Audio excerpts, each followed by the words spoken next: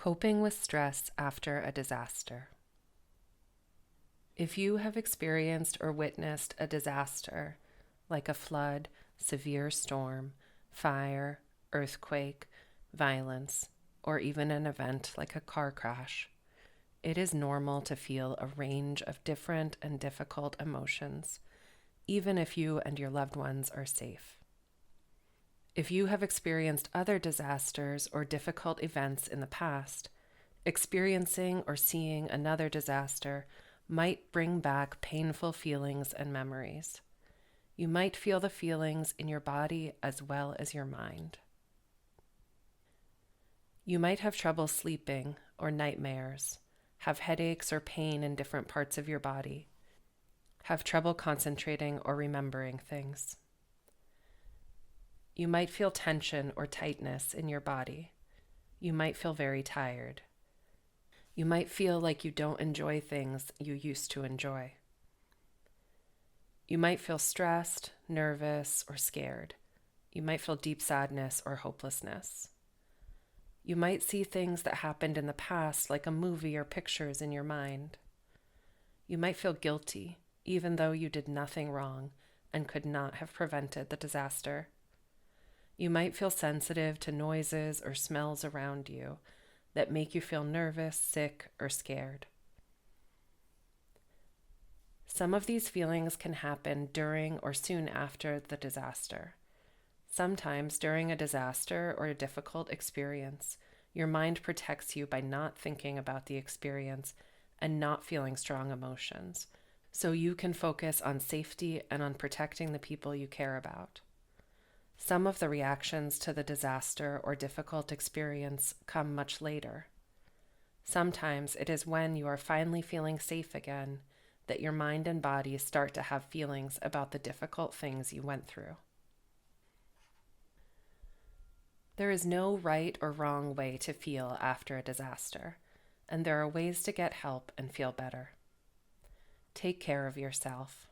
Try to eat healthy foods, drink water, avoid using alcohol and drugs, and get some exercise when you can. Even going for a short walk and taking deep breaths can help. Make a routine for your day.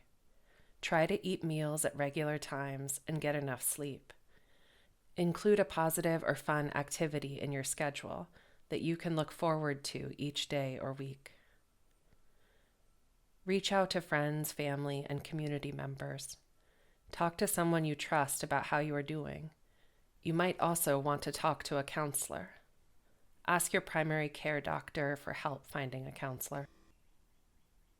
If you have children, talk to them. They may feel scared, angry, sad, worried, and confused. Let them know that it's okay to talk about their feelings.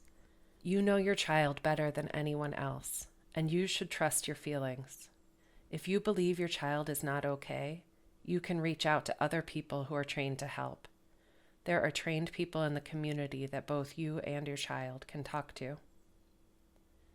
Avoid spending too much time on social media and watching the news. Watching or reading lots of news stories about a disaster or a traumatic event can increase your stress and worries, and can sometimes make you feel like you are living through the events again and again. Avoid making major life decisions.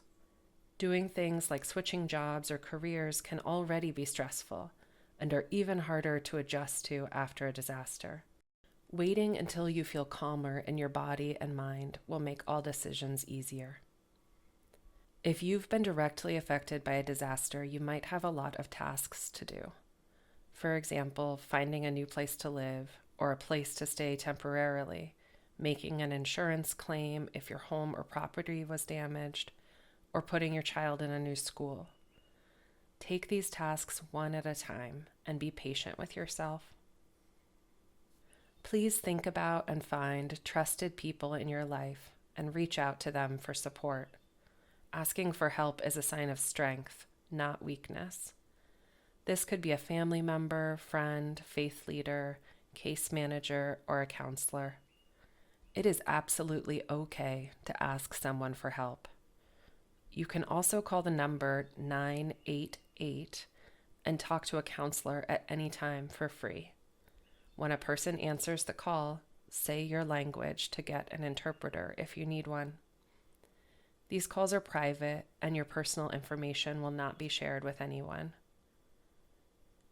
Give yourself time to adjust after a disaster. This is a difficult time in your life, and it is important to grieve if you have experienced loss. Try to be patient with changes in your emotions. Know that within a few months after a disaster, most people will feel okay again.